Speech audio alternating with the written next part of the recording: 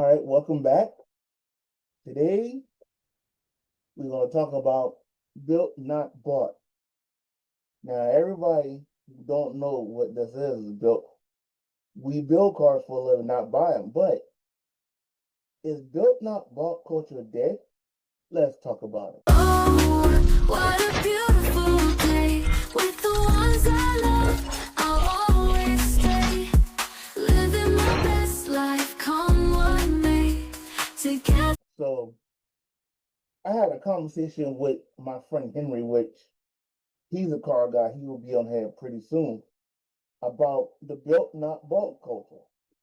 And pretty much to me, I think the culture is still there, but it's somewhat not dead, but it's trying to make a resurgence. But I think a lot of this have to do with the car industry trying to get into it now. With that being said, I have to say, all the car industries has some hand in this, but I think one of the biggest car industries that has some kind of hand in this is Dodge. The vehicles that Dodge has put out over the last, I don't know what, 10 years? Yeah, last 10 years has really put hurting on the car industry of building cars. All right, so back to what I was talking about. So on the show, Henry, my good friend, he's also, I want to say, somewhat of a gearhead. Is that making sense? But okay. Me and Henry had a conversation a couple weeks ago about built not bought. And Henry, what is your opinion about that? Well, I think you need to break down what is considered built and what is considered bought. Because I think a lot of people have the misconception that building a car has to be necessarily from scratch. So I think the first thing we need to do is define when we say built, are we talking about basic modifications? Are we talking about from the floor up? So if you go at it at that route right there, I think a lot of people will classify a built vehicle as something that I would consider like not new or a rust bucket or a classic vehicle, and they're towed down or not completely towed down and built. Like some things you can consider built is, let's say you got like a 2005, let's go with something easy, 2005 Honda, and then you go and buy all the stuff to build it. That's be, to me, considered built. And I think a lot of people will feel the same way about that being considered built. But let's say, for instance, you go out and buy a 2005 Honda and you decide that you're going to restore it to its luster of a 2005 Honda, meaning it's completely stock, no modification. It's just rebuilding that car back to from rust bucket to functionally sound. Is that considered built? No, that be considered restoring. Built is anything you build have to have some modifications to it. Not much, but a little bit. Have to be different from original stock. So I could see that, and I would agree that there needs to be something more than restoring a car to its stock form. Most people, I think, would look at a built car as something as customized to their liking and with modifications online with what they're trying to accomplish. Yeah. So like let's shift gears a little bit. If we were to go to the big truck market, right? And we say, okay, you go to the showroom floor, I bought this brand new Silverado and I took it home. It's completely stock, but I don't need to drop the motor out of it, but I'm gonna put a lift on it.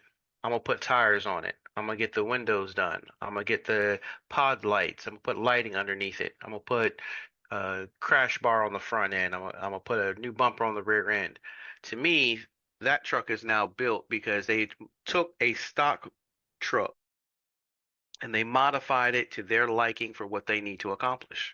Others might say, hey, He didn't touch anything in the motor, so it's not really built. He just modified that truck, which is why I say we have to classify what is considered built with a set value before we can have the discussion on built versus bought.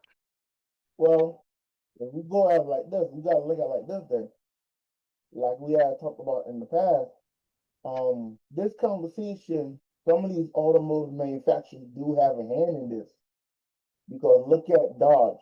Dodge is probably the biggest culprit of this built not bought scene because let's be real about this. A lot of people is buying these Challengers and Chargers, Hellcat and Demons, and all they doing is putting wheels on it and taking it to the street and taking it to show. Which I know as a car guy that does shows, I get pissed off at that a lot of times because guys come in and all they do is put wings on it, you know, and they swear they got something, and then when they lose, they get mad. Well, let's look at the process. What have you done to the vehicle outside putting wheels on it? Everybody buy wheels to put on their vehicle. I mean, let's be real. You might have a stock, let's say 6 months. 6 months you might have a stock, but after that, everybody get that bug to throw wheels on their vehicle. Doesn't matter if you got a truck, SUV, or a car. Everybody does it. But for some of these young guys, they go and do that. And then they'll come to shows expecting to win and realize, oh, I don't have nothing. And now, people are they buying stuff.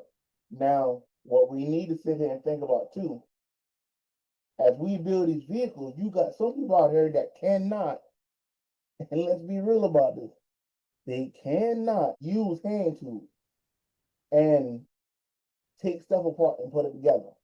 I know several people, and it's funny to say this, but I know several people that have good intentions, but they just don't have the mechanical know-how to do it.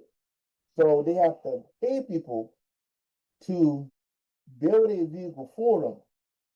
So you have to ask yourself, if you have to classify built versus bought, will that be classified under the built part or the bought part? Well, and that's a good point that you brought up, and I would definitely like to run with that for a second. So the average person nowadays, especially in this market, the vehicles have become a lot more complex than, say, go back 20 years. You need scanners, you need certain tools to be able to functionally modify a lot of these newer vehicles. Most people do not have the capability of tuning their own vehicle. Most people do not understand the complexity that goes into their engines, engine base, suspensions, the whole 9 yards. So if we're going to classify built versus bought, then we also need to say who is the builder versus who is the person that just bought it. So I think that's a slippery slope for us to really try to disclose as one way or the other because of this reason alone. Some people have more money than they know what to do with, and they can pay a shop to build it the way that they want it. To me, the car is still built. Who built it should go get the credit. So let's say, for instance, Hennessy. They build a lot of cars, all brands. They build trucks. They build the whole 9 yards. You can't ever tell me that a car that comes off of their line ain't a built car. But Hennessy is the one that built it. The owner still has a built car. You Yep. take it to a show, it's still going to compete as a built car because the simple fact is it's not stock. Because it was bought that way isn't really the truth, right? So let's say, for instance, and what I mean, let me clarify that real quick. When I say it's bought that way is you still have to buy a stock car. You still have to send it to Hennessy. Yes, you pay them to do the work, but the car is still built because it's not something that the average person could go out and do. I mean, yeah, you're right, because average person cannot do because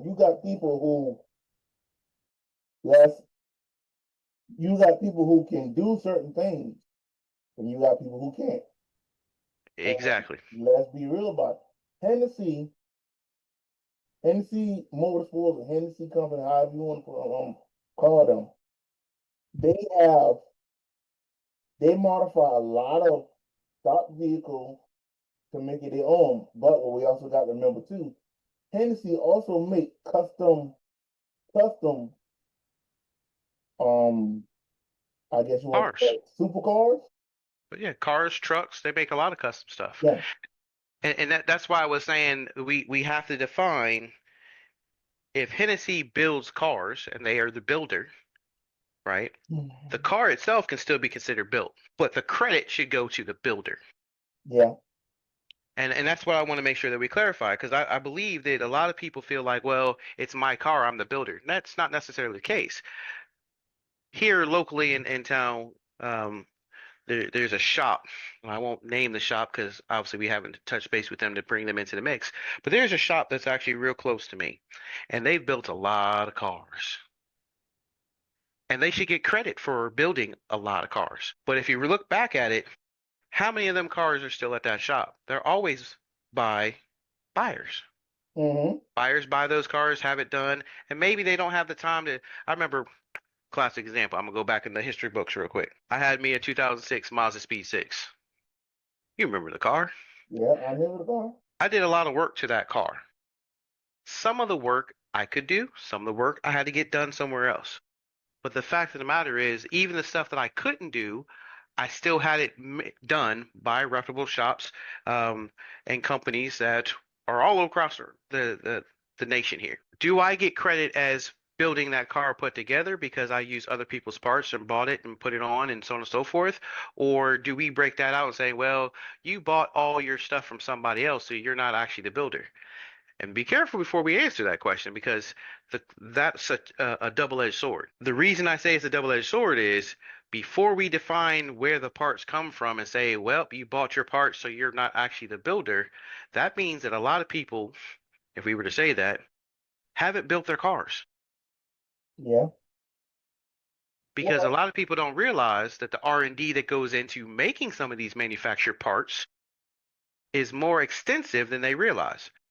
If I go buy a cold air intake, I'm thinking, well, I got me a cold air intake. I'm putting the parts on the car. I'm installing it. I'm doing what's necessary. If I go get me a tune, I'm taking advantage of that cold air intake. If I go get me a downpipe, I'm taking advantage of that downpipe.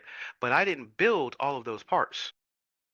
I didn't build the exhaust that got put on. But I should still get credit as a builder because I went out and researched all of those parts to put on that car. yeah. But it's also I was also this too. A lot of things that we don't, I guess, we don't make people do or give credit or credit due. If you go talk to somebody, and I talk to a lot of these car builders, and you got the ones like, oh yeah, well, I had them to do this, and then I had this shop to do this, then I had this shop to do this. Then you got some people like, yeah, I had all this done, and they will never name the shop. People Exactly. that have a shop to do it, give them credit. Each one teach one. So they, because a lot of people, if your shop did something to your vehicle and they did really good work, advertise them. Like, we all know Teddy. Teddy's a key best example for this with his 68 C10 truck. The work he had done to that truck is beautiful, like amazing. But he'll tell you straight up, I had a shop in Tennessee did this. I had a shop in North Carolina did this. I had a shop to do this. He will tell you straight up who did what. And he'll give you the name of the shop too, in case you want the work done.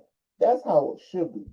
But a lot of people in this game forget to do that because they want everybody to think they did it themselves. Nah, if you didn't do yourself, just tell somebody. There's no shame about it because there's a lot of things that some of us can do, and there's a lot of things we can't do. Like, I can build a car, I can work on a car, I can do body work. I can't paint worth shit. And I let everybody know, no, I took it to this place to get it painted. I can't paint. You wasn't here when I had my CRX. I went and built that CRX up, inside and out. I had to send off to get paint. Everybody got their Achilles heel of what they can and cannot do. Oh, I'm 100% with you. And that's kind of what I'm clarifying, right? So for me, giving credit where credit's due is also the manufacturer of those parts need to get credit. And I'm gonna take a classic example, right? Because everybody should know this story. Fast and the Furious comes out in the movie theater, and everybody was all Fast and the Furious, and they're like, man, a lot of them cars were hot. What's the one thing that you could see on the side of every single car? The graphics. The graphics, and a lot of times what we used to call people were sticker kings, right? Sticker king was someone that listed out every single part on the side of their car: HKS, Edelbrock, NJ, DC Sports. They listed out by placing those logos on the outside of their car so people would know, hey, I went out and I researched this part and I got it. And I put it on the car. I went out and researched this part, I got it. Put it on the car. TN Springs. I mean, we could sit here all day long and we can blame all of these manufacturers because the respect that was given to the manufacturers on the car was advertised on the outside of the car. If you like what I got, this is the company you need to look at. To me, that car is still built, even though you're buying all the parts from everywhere else, even if you have a shop put it on, because you're going to give credit to the builders, the manufacturers, to get that car to where it's at. Yep. Now I'm gonna bring this back full circle, right? Going back to your scenario earlier, where these guys go out and they buy a Dodge Charger with a Hellcat, they put a wing on it, and they go to the show and they don't label nothing, and they think that their car is the hottest shit in the world and they should win all the trophies. I will say two things to that. One, car may look amazing, but the reality is you didn't build shit. You didn't give credit anywhere. Mhm. Just because you buy a wide body doesn't mean that you all of a sudden have a built car. Your car may be fast, but you didn't give credit, shop, parts, or anything else. Now, I say that to also say this. There are a lot of built fucking Chargers out there that give credit to shops that are pushing crazy numbers. Oh yeah. So there is a difference in the classification. If you buy a stock car and you come up to a show and want to show and think that your car should beat out somebody that gives credit where credit is due, researched all the parts and so on and so forth, I 100% agree with you. That's bullshit. It shouldn't happen. There should be a class separate for factory vehicles to go up against factory vehicles. I'll take that a step further. Why do I say that?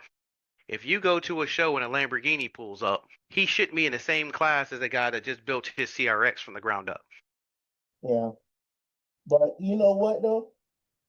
One thing about having this brand, Kinetik, and having a magazine, I get to go around and talk to people who have these cars at shows.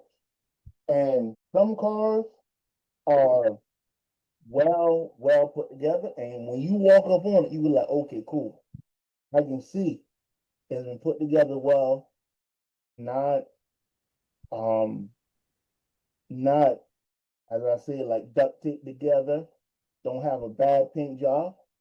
And then you got some cars, it looks good, looks really good from far away. Then you walk on and be like, oh, when we walk around and take pictures for Kinetic Magazine, man, you don't know how disappointed I get sometimes when I walk up on car and I realize it doesn't look that good when you get close up on it. And it is so disappointing because when you look at far away, they have all this work done to all this stuff on it, and it looks good far away. Then you walk up on it, it's like getting up on Christmas thinking you're gonna get a lot of presents, and then you look on the tree, you only got a box. In the box is like nothing. You be like disappointed. Look, we fathers, so I can say this analogy, and hopefully, most of your listeners will get the analogy. It's like getting up on Christmas morning as a father, walking downstairs and seeing that long box that's about the length of a tie.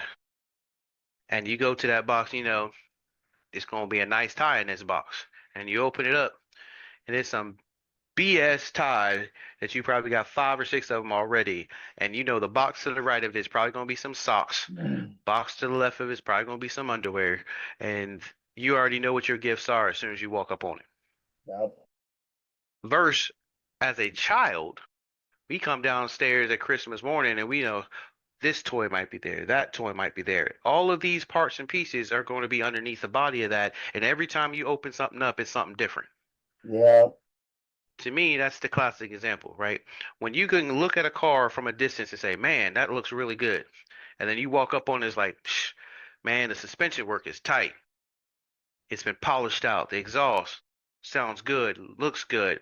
There's no parts hanging off. The bumper's fitted properly. You can see that it's been done very well. Hood pins are in right.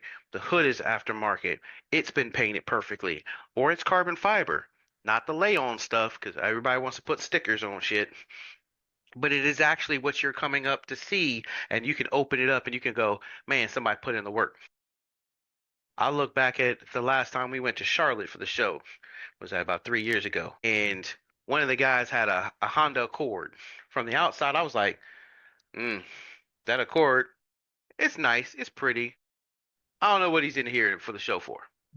When he opened up the interior and I saw the lights at the top of it, the seats were decked out, the cushions were right, the speakers were done in the door perfectly, everything was locked on the inside. It's like, this is a guy that put a lot of time and effort picking the patterns, picking the layout, everything on the inside of that car.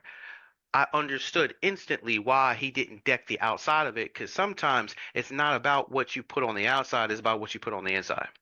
No. From the inside of that car, it was immaculate. Immaculate.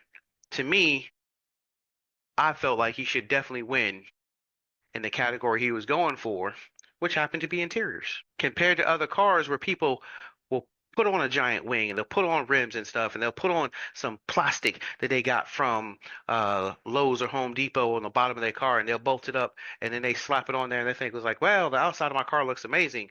And it's like, you didn't mold the stuff in. You ain't take the time to make sure that that's going to fit right. You bought a generic wing. You didn't even mount it correctly.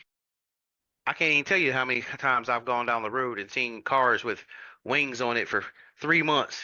See the same car on month 4, and all you see is holes in their hood, or holes in their trunk, or the bumpers hanging off because they rush to put that stuff on there just to appear like they've put the time in. So I go back to my statement and say this: those that are building their car, that take the time to refine it, do the quality work to make sure that it looks good, to me should definitely have a higher value than someone that throws on a bunch of parts from a distance. It looks great. When you walk up on it, it's like, man, you really could have put more time and effort into this. I rather quality, and this is just my opinion, I rather have quality than quantity. Matter of fact, I think that was one of the statements of the car club we were in Centerline. We Yeah. wanted quality parts over quantity, but we Matter of did have our fact, minimums. there's a car club that I know right now. And I know them very well, and they do a lot of shows, and their vehicles is put like this. Their vehicles like almost the best of the best. I can say that I guarantee that they are the best of the best. When they come to shows and they come in town, bruh, like they turn heads. Matter of fact, when they came in town, they came to Charleston. I think it was 2 years ago. Everybody on Charleston Meet Facebook page and Charleston Car Club Facebook page was talking about those guys coming to town because what they do, they rent a vehicle, everybody riding the vehicle, and they put their cars on trailers. And they came in 2 trailers deep. And when they came into Slam Love in Charleston, they literally stole the show. They took first place in a lot of categories. But then that's what you expect. When you sit up here and take the time, you take the time, spend the money to build a car. Now let's get this right. Not everybody have the money to buy what they want right away. Some of us have to save up for it. But some people have the money to buy it right now and get it right now. But what always trips me out, you have these guys who take the time, put the money in, and it looks great. And then you got these guys who literally go buy a car, throw rims and couple other things on there, and when they don't win, they get upset. That always tripped me out because you like, really? You thought you was gonna win with that going against that. Come on, bro. And I agree with that. And what I'll say to that is this, um, and not to diverge from the path that we're currently on, but I'm gonna bring it back around. There is a huge difference, and let me rephrase that. There is a definitive difference between a show car that is built for show and a car that's built for track, that's built for autocross, that's a daily driver. Mm-hmm. There is a level of detail that you could put into a true show car versus a car that the average person is going to go out and buy and build for themselves. Yeah. I used to tell people all the time, it's like, I'm a big Fox body person. One of these days, I'm going to be free of kids and wife, and I'm going to end up going out and buying a Fox body. And I'm going to take the time to build this Fox body exactly how I envision it. When I do that, the one thing that I will say is I will never have a car that I can't drive. But I do know a lot of people that have cars that they build them up. In fact, a guy that lives around the corner from me, spec'd him all day long. He had this beautiful Corvette, built it in his garage, put a supercharger on it, laid it out. It was a gorgeous car, had it tuned the whole 9 yards. He knew he could not drive that car every day. Gas, tune, too much power. You can name whatever you want. But the fact is that car was immaculate. It was gorgeous. But it was not a daily driver. It was more of a show car. I would hesitate to say that it was a car that wasn't set up to truly go, only because of the value that it was. I wouldn't want to mess it up, but I won't have a car that I can't drive, right? So when we say show car that's built, and we say a driver's car that's built, a driver's car that's built may have little nicks, dings, pings, because they intend to drive it. But a show car, no matter what kind of car it is going to be built differently. A show car should be immaculate. It should be a garage queen. There's a term that we've touched base on a number of times about a pavement princess. Oh yeah. Oh A yeah. pavement princess is, and sadly, H2 Hummers. Most people have a pavement princess. Mm-hmm. Never sees off-road. Some people will say a lot of the Raptor guys are pavement princesses. They never see off-road. I know I have been accused of having a TRX and being a pavement princess, but I go off-road in a heartbeat. Now I ain't trying to climb no mountains. Let's call it what it is. We don't live in a mountainous range. But the difference is when I set up my truck, it's set up to be able to go off-road. Where some people set up their trucks and they can't go off-road. No. So when I say there again, pavement princess, it is a vehicle that is bought that's outside of its element. I think that's the way I want to classify that. If you go out and buy a lifted truck and you never see any type of dirt, matter of fact, you get upset when your truck gets dirty, you bought a pavement princess. Let me tell you, I just had my truck in the mud. When was it? When did it rain here? Like 2 weeks ago, it rained almost nonstop every day. Shoot, it's been raining the last 4 or 5 days. Now it been like a week or two ago.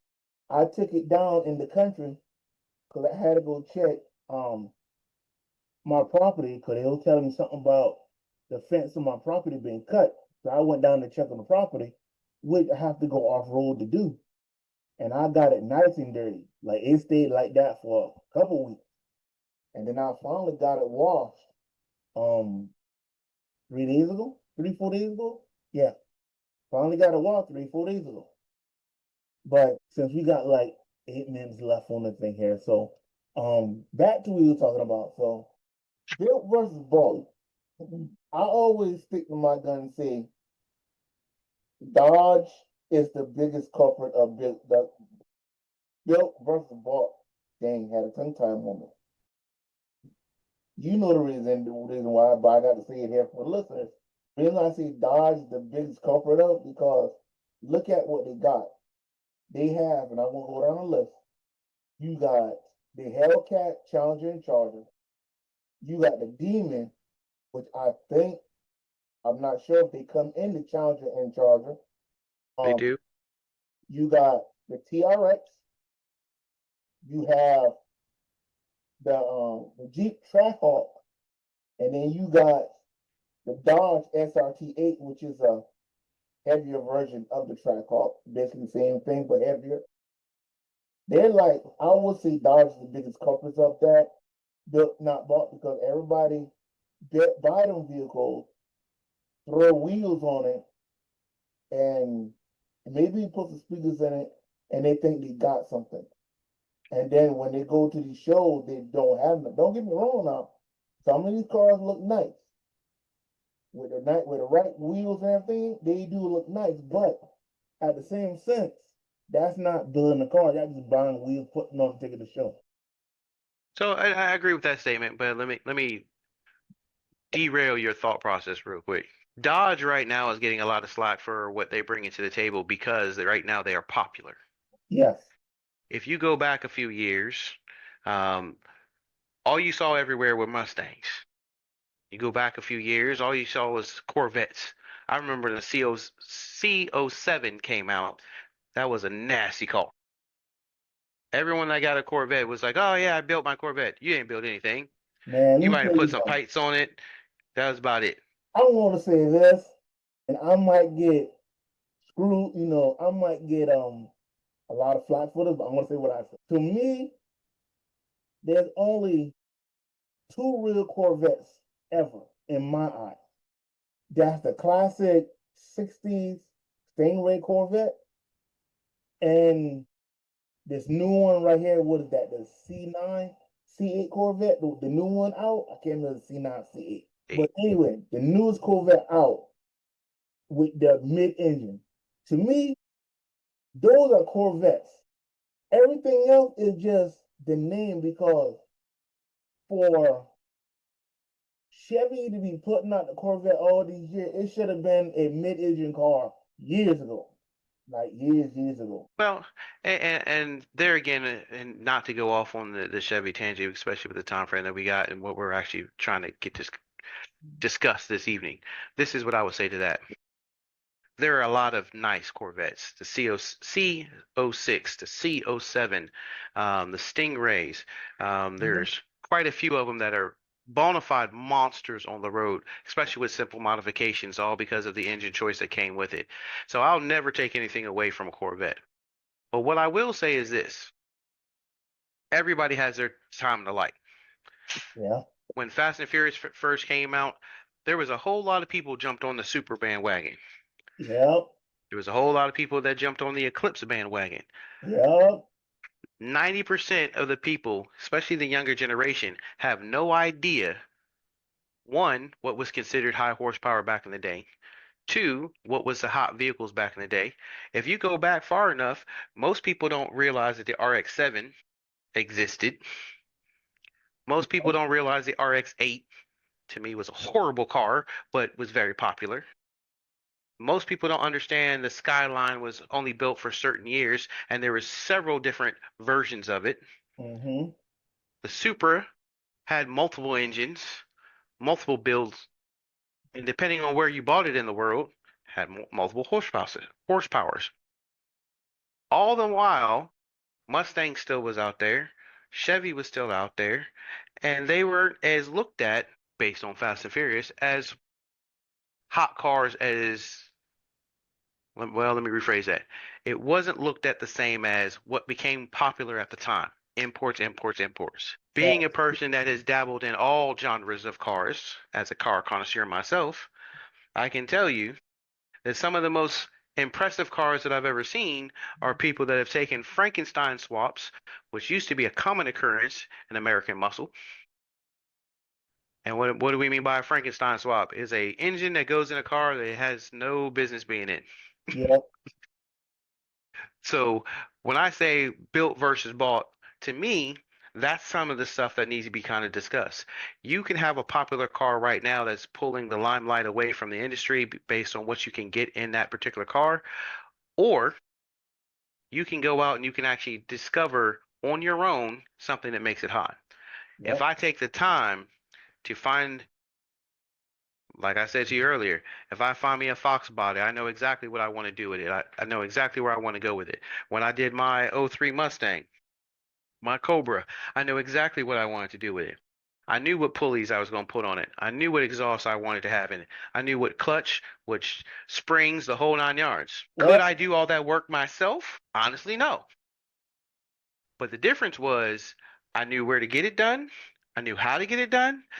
I was right there neck and neck. I knew every aspect of that car. Well, I told people, and I wrap this up with this statement right here. I told people back in the, if you really want to piss off a car guy, but build a Ford and put a Chevy motor in it, and just watch the bombs drop. I'm gonna do one better for you. Fast and Furious, Tokyo Drift. Oh yeah, yeah. The worst thing you can do to a Mustang is put an import motor in it. Yeah, yeah. In that particular movie, it was a Frankenstein swap that nobody saw coming. No, no, no. And there again, no matter which way you look at it, the simple fact is even that car, somebody had the idea to build something that nobody else did. Yep, So when I say a car is built, I say if you give credit to the shop, you give credit to the parts manufacturer, even if you have the ideas to bring everything together, the car may be built, the shop may be the builder, but you can't take away from the car because the person that owns it may not have built it. Verse somebody that has no business hacking and chopping up a car that thinks it looks good, and yet they couldn't take the time to do the quality work to get it done properly. yep. And we're gonna end it like that.